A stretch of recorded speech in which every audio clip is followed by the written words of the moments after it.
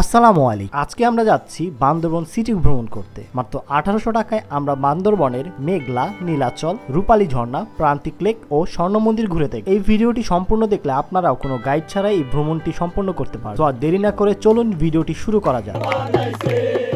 প্রথমেই Arambagh bus terminal থেকে non AC বাসে করে চলে যাব বান্দরবন। বাস ভেদে ভাড়া পড়বে 900 থেকে 950 টাকা। সকাল 7টার মধ্যে আমরা বান্দরবন পৌঁছে যাব। বান্দরবন পৌঁছে আমরা সকালের নাস্তাটা খেয়ে নিব।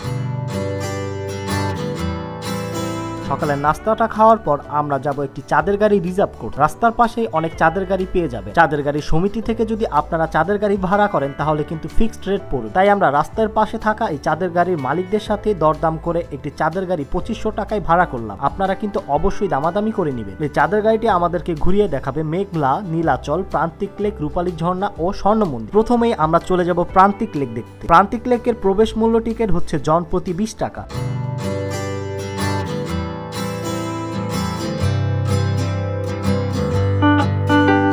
প্রান্তিক লেকটা দেখতে অনেকটাই কাপ্তাইয়ের মতো, যেটাকে আমরা মিনি কাপ্তাই বলতে পারি। প্রান্তিক লেক ঘোরা শেষে আমাদের দ্বিতীয় গন্তব্য হচ্ছে রূপালী ঝর্ণা। এই তো আমরা চলে এলাম রূপালী ঝর্ণায়। এখানে একটি ডাবের দোকান পেয়ে যাবেন। এখানের 100 টাকার ডাবে যেই পরিমাণ পানি ছিল, মনে হয় না ঢাকার 150 থেকে 200 টাকার ডাবে এত পরিমাণ পানি থাকে।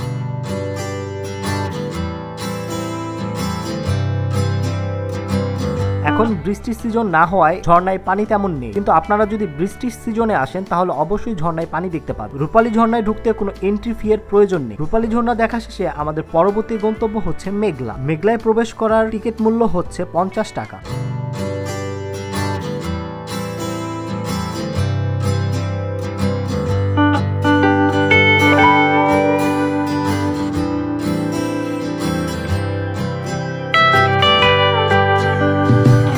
মেঘলাতে আপনারা চাইলে কেবল কারে উঠতে পারেন, যেটাকে আমরা নাম দিয়েছি বাল্টি কার।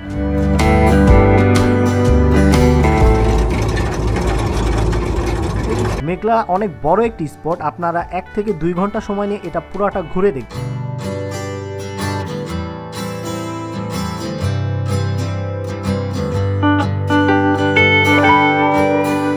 মেঘলাতে একটি মিনি চিড়িয়াখানাও রয়েছে। এখানে মায়াবী হরিণ, বাদর ও লতা ভাল্লুকের দেখা পাবেন। মেঘলাতে চাইলে আপনারা কায়াকিংও করতে পারেন, যেটা 1 ঘন্টা হচ্ছে 300 টাকা।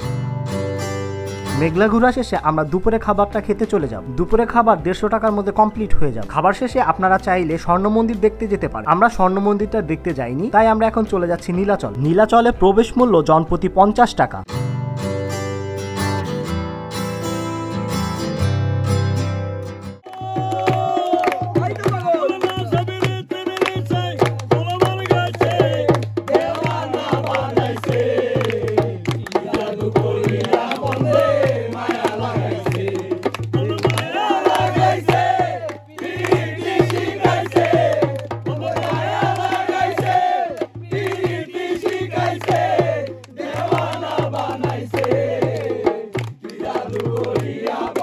নীলাচলটা অনেক বড়। এখানে অনেক সুন্দর সুন্দর প্লেস পাবেন ছবি তোলার।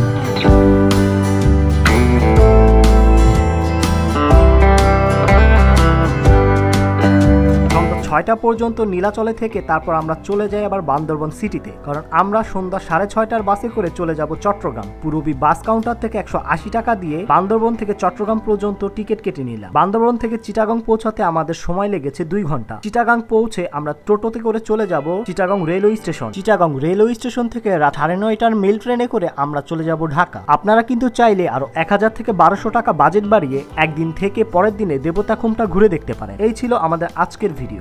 আজকের ভিডিওর ভ্রমণ তালিকাটা আমরা ভিডিও শেষে দিয়ে দিই। আমাদের ভিডিওটি যদি আপনাদের ভালো লেগে থাকে তাহলে অবশ্যই আমাদেরকে সাপোর্ট করবেন, আমাদের চ্যানেলটি সাবস্ক্রাইব করবেন এবং ভালো লেগে থাকলে অবশ্যই লাইক দিবেন। আপনাদের একটি লাইক আমাদের অনুপ্রেরণা। পরবর্তীতে বাজেটে কোথায় ভ্রমণ করা যায় অবশ্যই কমেন্ট করে জানাবেন। ট্যুর সম্পর্কে কিছু জানার থাকলে আমাদের ফেসবুক পেজে নক করতে পারেন।